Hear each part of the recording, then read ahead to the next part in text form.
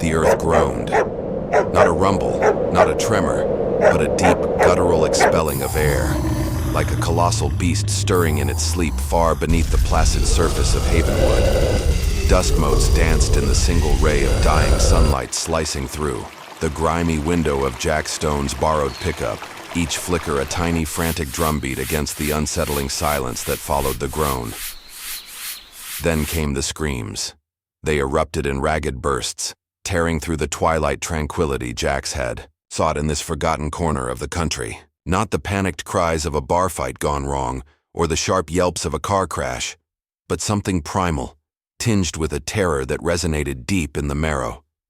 He killed the engine, the sudden silence amplifying the distant chaos. Something was terribly, fundamentally wrong. Havenwood had been a postcard of sleepy Americana when Jax rolled in 2 weeks ago, seeking anonymity and the quiet hum of normalcy. White picket fences, lemonade stands, the rhythmic creak of porch swings, a stark contrast to the cacophony of his past life. Now, a creeping dread was painting over its idyllic facade. The air, thick with the scent of pine and damp earth, was suddenly laced with something else, a metallic tang like ozone after a lightning strike, but darker, fouler. Shadows seemed to deepen unnaturally, stretching from the corners of buildings like grasping claws. The cheerful glow of street lamps flickered and died, plunging the town into a premature, oppressive night. Insecurity hung heavy, a palpable weight, pressing down on the soul. Jax Stone wasn't his real name, not anymore. The world knew him as Dwayne Douglas Johnson, or more simply, The Rock.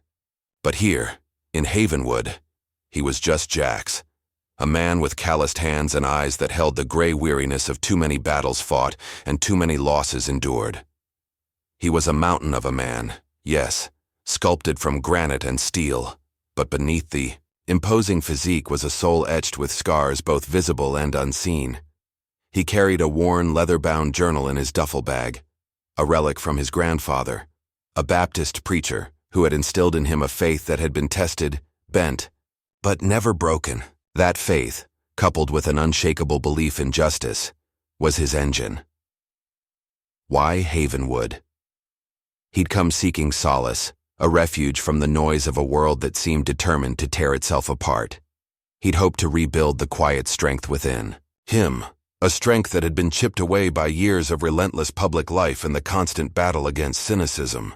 But Havenwood, it seemed, had other plans. The screams weren't just cries of fear, they were a summons. Justice, he knew, wasn't something you could run from. It was a current that pulled you back, a responsibility etched into your very being. And the raw terror in those cries, it resonated with a pain he knew too well. The memory of his younger sister, lost too soon, a victim of senseless violence that had shaken his faith to its core. He hadn't been able to protect her then. He wouldn't fail now. He gripped. The worn dog tags nestled beneath his plain t-shirt, a silent promise to the ghosts of the past and a defiant roar against the encroaching darkness. He was here because he had to be. Because some darkness you couldn't ignore. Jax moved with a practiced economy of motion, his large frame surprisingly agile as he navigated the darkening streets of Havenwood. The screams were closer now, punctuated by guttural snarls that were definitely not human. He found the source, near the town square, a chaotic scene unfolding under the sickly green glow emanating from the central fountain, now bubbling with a viscous black liquid. A knot of terrified townsfolk huddled together, their faces pale masks in the unnatural light. Looming over them were figures ripped straight from nightmare, grotesque, hulking creatures with skin like charred leather, eyes burning with malevolent green fire, and claws that dripped with the same black ichor as the fountain. Shadow crawlers, Jax's mind supplied, a name plucked from a forgotten corner of his grandfather's journal, a book filled with unsettling lore and warnings about things best left undisturbed. Around the monsters, a different kind of chaos reigned. Men and women in black robes, their faces obscured by hoods, chanted in a guttural tongue that vibrated in Jax's chest, a sickening counterpoint to the terrified whimpers of the townsfolk. The obsidian hand. He recognized the symbols etched onto their robes, inverted pentagrams, twisted crosses, symbols of a darkness that sought to corrupt and control. Jax didn't hesitate. He moved. A human battering ram launched into the fray. He slammed into the robed figures, disrupting their chanting, sending them sprawling. The shadow crawlers turned, their burning eyes fixing on him with predatory hunger. One lunged, claws extended. Jax sidestepped with surprising speed, grabbed the creature's arm and with a roar of effort, hurled it bodily into the bubbling fountain. The black liquid hissed and spat, and the creature dissolved into a cloud of acrid smoke. Sheriff Miller, Havenwood's weary middle-aged lawman, stumbled onto the scene, gun drawn, his face a mixture of disbelief and terror. "Jax, what in God's name?" "Monsters, Sheriff," Jax yelled over the snarls and chants. "Summoned by these fanatics. We need to stop them." Miller, initially frozen, snapped into action, his law enforcement training overriding his fear. He started barking orders, trying to organize the terrified townsfolk, urging them to find shelter, to fight back with anything they could find. Some, paralyzed by fear, remained huddled. Others, galvanized by Jax's decisive action and Miller's authority, began to find their courage. A young woman, Sarah, a local journalist known for her sharp wit and even sharper pen, grabbed a fire extinguisher from a nearby shop and charged towards a shadow crawler, spraying it with white foam, momentarily disrupting its attack. An elderly man, Father Michael, the town's priest, began reciting prayers, his voice trembling but firm, a beacon of faith in the encroaching darkness. The obsidian hand, realizing their ritual was being disrupted, focused their attention on Jax. Their chanting intensified and the remaining shadow crawlers grew bolder, their attacks more ferocious. One creature, larger than the others, with spines erupting from its back, roared, and the ground trembled again. This was no longer a simple summoning, it was an invasion. As Jax fought, he noticed a pattern. The obsidian hand's chanting seemed to be focused on the fountain, the source of the monstrous energy. He needed to disrupt the ritual at its core. But the monsters were relentless, and the robed figures, though seemingly weak individually, were numerous and fanatical. Sarah, seeing Jax struggling, moved closer, her fire extinguisher now empty. "Jax, what can we do? How do we stop them?" "The fountain," Jax grunted, dodging a claw swipe. "The ritual's centered there. We need to purify it somehow." He recalled fragmented passages from his grandfather's journal. Rituals of banishment, requiring faith, sacrifice, and a symbol of pure intent. Father Michael, overhearing, stepped forward, holding aloft a simple wooden crucifix. "Faith, my son. Faith is our shield against the darkness."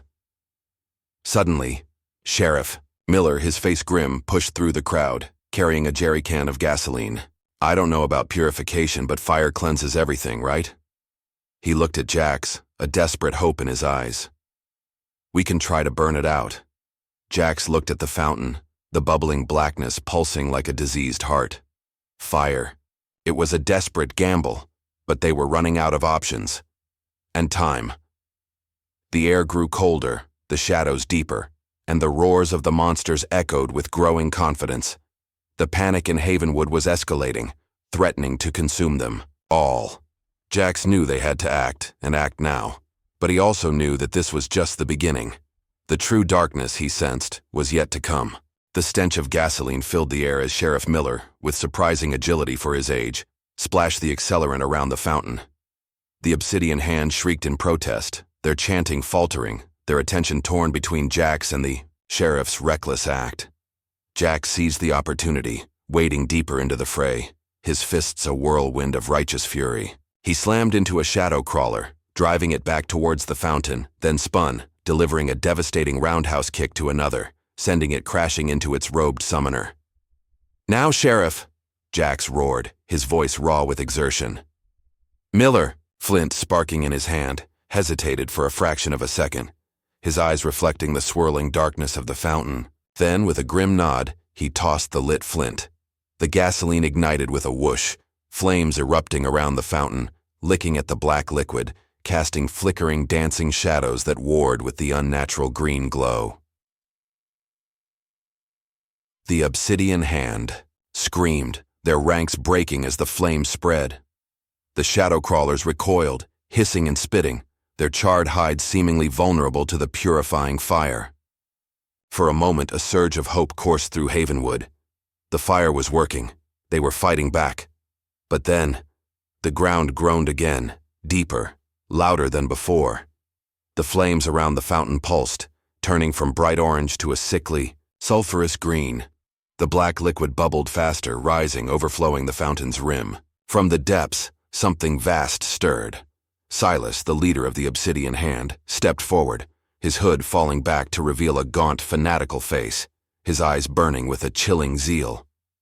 "Fools!" he shrieked, his voice amplified by some unseen force echoing across the town square. "You think fire can stop the power of the abyss? You think your pathetic beliefs can hold back the tide?" He raised his hands, chanting in a frenzied, ecstatic tone. The ground cracked, and from the heart of the burning fountain, a creature of unimaginable horror rose. It towered over the shadow crawlers, a monstrous amalgamation of shadow and flesh, with tentacles writhing from its back and eyes that burned with cold ancient malice. An abyssal horror, larger, stronger, and infinitely more terrifying than anything they had faced before.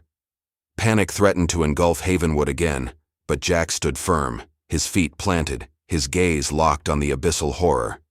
He felt a tremor of fear.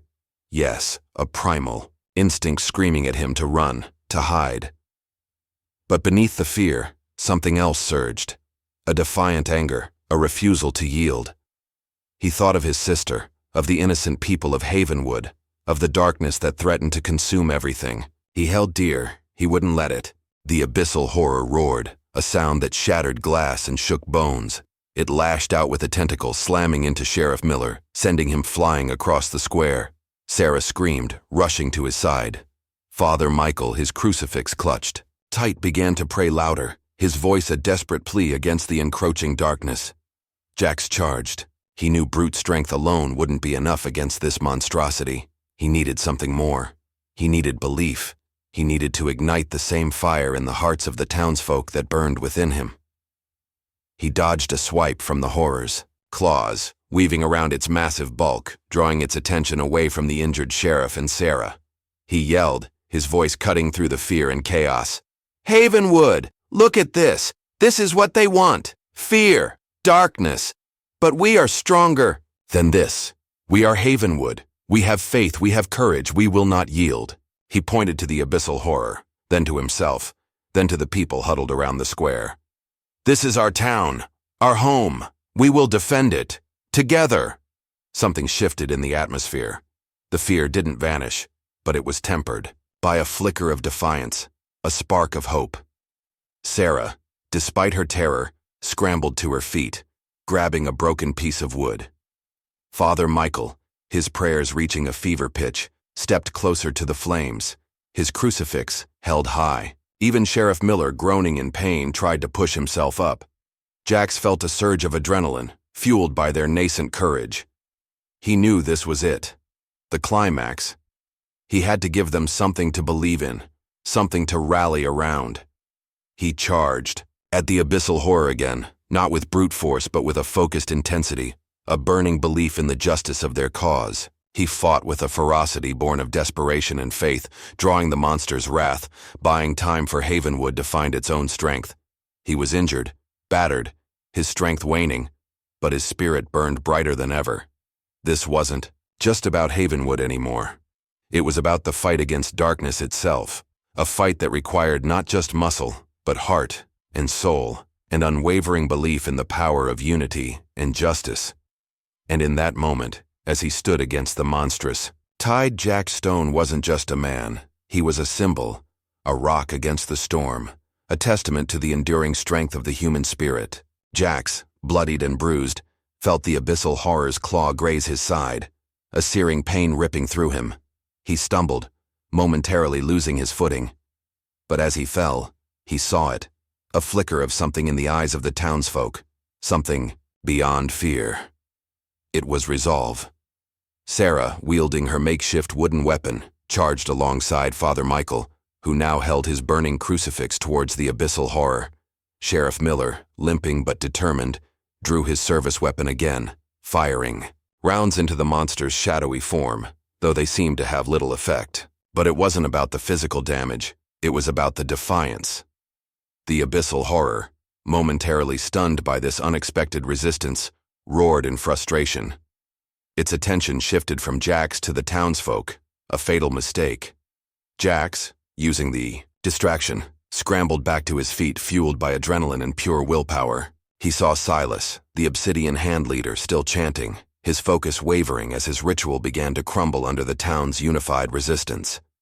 Jax knew the source of the monster's power. He lunged towards Silas, ignoring the pain in his side, his movements driven by pure, unadulterated justice. He tackled Silas, sending them both crashing to the ground, disrupting the chant, breaking the concentration. The abyssal horror roared again, this time with a note of pain. Its form flickered, becoming less solid, more like dissipating smoke. The shadow crawlers hissed and began to crumble into ash. The green glow from the fountain faded, replaced by the flickering orange flames of the gasoline fire, now burning, purely, cleanly. The obsidian hand, their leader subdued, their ritual broken, scattered, fleeing into the darkness, their power dissolving with the destruction of their monstrous creations. The air, no longer heavy with dread, began to clear. The metallic tang faded, replaced by the scent of burning fuel and the faint, clean aroma of pine and damp earth returning. The abyssal horror shrieked one last time, a sound of agonizing defeat, then imploded in a shower of black sparks, leaving behind only the lingering smell of sulfur and a profound silence. The flames around the fountain began to die down, revealing the clear water beneath, no longer tainted by blackness.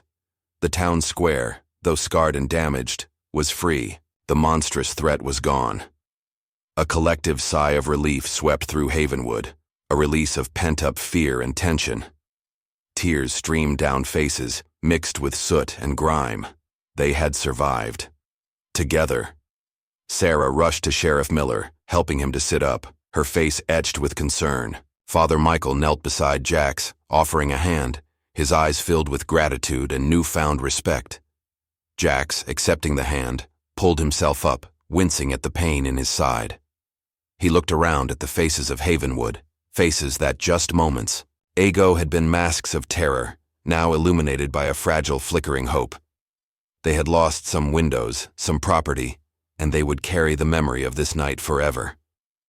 But they had gained something far more valuable, a renewed belief in themselves, in each other, and in the enduring power of light against darkness. The monster was gone, the gang was scattered, and Havenwood, though wounded, was not broken.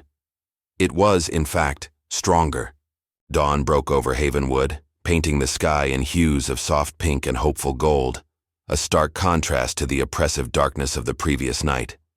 Sunlight streamed through the shattered windows of the town square, illuminating the scars of battle, but also casting a warm glow on the faces of the townsfolk as they emerged from their homes, blinking in the returning light. The black ichor was gone, washed away by the rain that began to fall gently as the sun rose. The air was clean, the oppressive dread lifted. Havenwood was breathing again. The obsidian hand was nowhere to be seen, their dark ritual shattered, their power broken. Justice, in its raw, visceral form, had prevailed. Jax stood with Sheriff Miller, Sarah, and Father Michael, watching as the town slowly stirred back to life. People helped each other clear debris, boarded up broken windows, and offered comfort and support. The fear was still there, lingering in the shadows, but it was now tempered by a newfound resilience, a quiet strength forged in the crucible of shared terror and triumph. "They'll be back," Sheriff Miller said, his voice hoarse but firm, looking towards the horizon. "The obsidian hand, or others like them. Darkness always seeks to return." Jax nodded, his gaze steady. "But so does the light, Sheriff. And now Havenwood knows how to fight back. They know they're not alone." Sarah, her eyes, shining with unshed tears, looked at Jax. You saved us, Jax. You gave us hope when we had none." Jax shook his head, a faint smile gracing his lips. "Havenwood saved Havenwood, Sarah. I just reminded you what you already had inside you. Courage, faith, each other. Father Michael placed a hand on Jax's shoulder. You were an instrument, my son. An instrument of grace. You reminded us of the power of belief, not just in God, but in the good within ourselves. Jax looked down at the worn dog tags beneath his shirt, a quiet understanding settling within him. His journey to Havenwood, initially seeking solitude, had led him to a different kind of peace. The peace that came from purpose, from using his strength not just to fight physical battles, but to ignite the spark of hope in others. His sister's memory, once a source of pain and doubt, now fueled his resolve. He couldn't bring her back, but he could honor her by protecting others, by standing against the darkness wherever it reared its head. As the sun climbed higher, bathing Havenwood, in its golden light, people began to rebuild. Not just their homes, but their community, stronger and more united than before. The laughter of children, tentatively at first, then with growing confidence, began to fill the air again. Havenwood was scarred, but it was healing. And Jax Stone, the man they now knew as something more than just the Rock, knew his journey wasn't over. The darkness would always be out there lurking in the shadows. But so too would be the light, fueled by courage, faith, and the unwavering belief in the power of justice and the strength of unity. He was ready. He would continue to fight, not for fame or glory, but for the simple, profound truth that even in the darkest night, hope when shared could always find a way to dawn.